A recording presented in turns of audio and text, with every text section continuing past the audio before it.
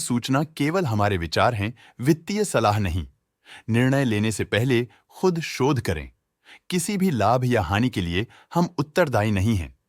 आज हम देख रहे हैं शाफलर इंडिया लिमिटेड के 2025-26 Q1 की स्टैंडअलोन फाइनेंशियल परफॉर्मेंस। इस क्वार्टर में पिछले क्वार्टर के मुकाबले सेल्स अप्रॉक्स 2 गुना बढ़ गई है, जो बहुत अच्छी ग्रोथ है। इस अवधि में कंपनी की सेल्स परफॉर्मेंस स्टेबल रही और पिछले साल के मुकाबले अप्रॉक्स 2 गुना तक इंक्रीज हुई। Expenses 108% quarter on quarter increase हो गए हैं, जो साल भर के 110% के राइज के साथ अलाइन करता है। क्वार्टरली सेल्स के कंपैरिजन में एक्सपेंसेस इंक्रीज होना दिखाता है कंपनी ने एक्सपेंसेस मैनेज करने के लिए स्ट्रगल किया। हालांकि कंपनी ने एनुअली अच्छा परफॉर्म किया। ऑपरेटिंग प्रॉफिट, जो पिछले साल के कंपैरिजन में 119% अप हुआ है, quarter on quarter around 107% increase हुआ है। Operating profit margin OPM annual basis पे 0.5% से इंक्रीज हुआ है और पिछले क्वार्टर के कंपैरिजन में -0% से डिक्रीज हुआ है। एक्सेप्शनल आइटम्स को ऐड करके अदर इनकम पिछले क्वार्टर के कंपैरिजन में 128% बढ़ गई। बावजूद इसकी ईयरली ग्रोथ लगभग 2 गुना हुई है।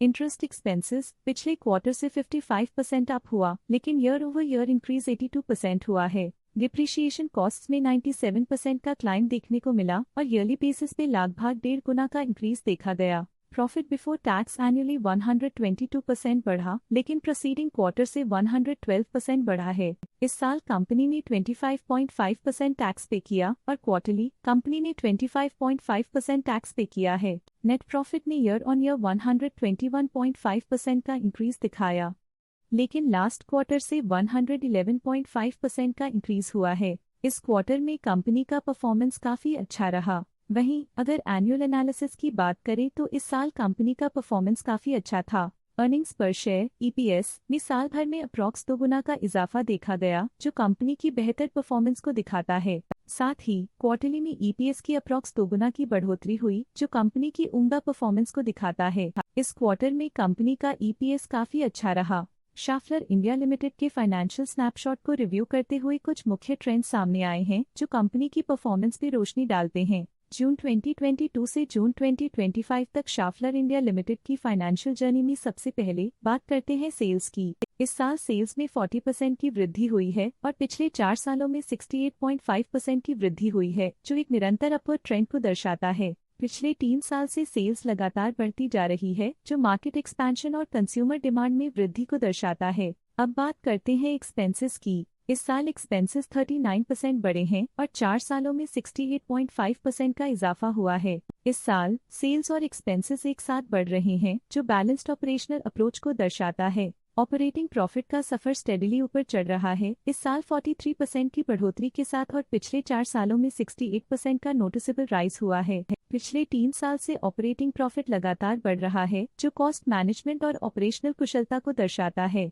नेट प्रॉफिट का सफर ऊपर की ओर चल पड़ा है। इस साल 42% की चढ़ाई के साथ पिछले 4 सालों में 66.5% की शानदार वृद्धि हुई है। पिछले 3 साल से नेट प्रॉफिट लगातार बढ़ रहा है, जो फाइनेंशियल हेल्थ को मजबूती देते हुए इन्वेस्टर्स का ध्यान आकर्षित करता है। इस साल EPS में 13.5% की वृद्धि हुई, हालांकि पिछले 4 सालों में -53% की गिरावट देखी गई है। एक अस्थायी सेटबैक के बाद EPS ने लगातार दूसरे साल अपनी अपवर्ड ट्रैजेक्टरी को जारी रखा है, जो कंपनी की वॉलेटाइल मार्केट्स में अडेप्टेबिलिटी को दर्शाता है। चलिए अब बात करते हैं शेयर होल्डिंग पैटर्न की। शाफलर इंडिया की शेयर होल्डिंग रिपोर्ट्स कुछ इस प्रकार की हैं, जो अननोन 2025 के तक चलता है। ये रिपोर्ट कंपनी के शेयर्स की डिटेल्ड जानकारी देता है, जिसमें promoters, promoter groups, foreign investors, public investors और सरकारी एंटिटीज शामिल हैं।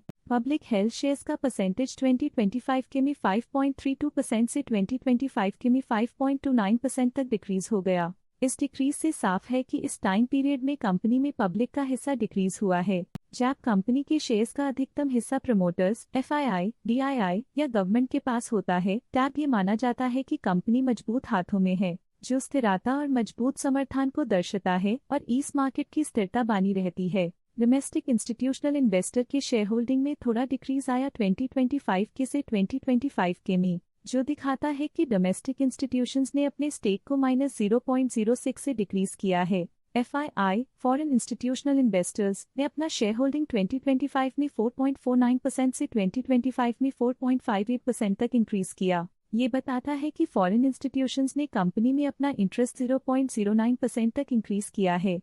ये था कंपनी का करंट शेयर होल्डिंग पैटर्न। आइए देखते हैं इस क्वार्टर के FII डील्स ने बाजार को किस तरह प्रभावित किया है। 12 जून 2025 को सोसाइटी जेनरल ने 79,600 शेयर्स खरीदे 4,188.4 रुपीस पर यूनिट के हिसाब से, जिसका टोटल 33.3 करोड़ था। 11 जून 2025 को सोसाइटी जेनरल ने 80,800 शेयर्स अपने पोर्टफोलियो में शामिल किए 4,199.4 रुपीस पर यूनिट के हिसाब से, जिसका टोटल 33.9 करोड़ था। इस क्वार्टर के FII डील्स के विश्लेषण को समाप्त करते हुए हम उम्मीद करते हैं कि आपको ये जानकारियां नई इंसाइट्स प्रदान करती होंगी। आइए नजर डालते हैं कुछ प्रमुख DII ट्रांजैक्शंस पर जो मार्केट के डायनामिक्स को रीशेप कर रही हैं। 12 जून 2025 को मार्शल वेस इन्वेस्टमेंट स्ट्रैटेजीज यूरेका फंड ने 79,600 शेयर्स बेचे 4,188.4 रुपीस पर यूनिट के हिसाब से, जिसका टोटल था 33.3 करोड़।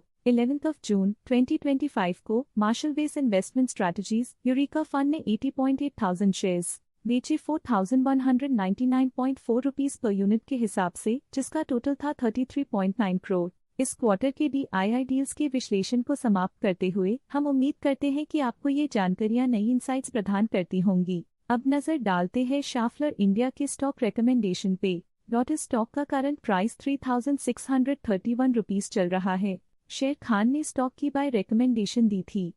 उन्होंने स्टॉक का टारगेट प्राइस 4,170 का अनुमान लगाया था। रिकमेंडेशन के समय स्टॉक का प्राइस 3,703.4 चल रहा था, जो करंट प्राइस से 15.1% अप है। असित सी मेहता ने स्टॉक की बाय रिकमेंडेशन दी थी।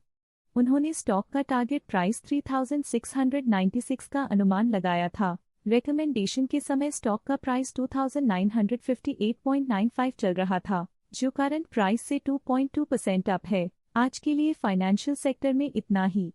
देखने के लिए धन्यवाद। स्टॉक लेटेस्ट न्यूज अपडेट के लिए चैनल को सब्सक्राइब करें और वीडियो को लाइक एंड शेयर करें।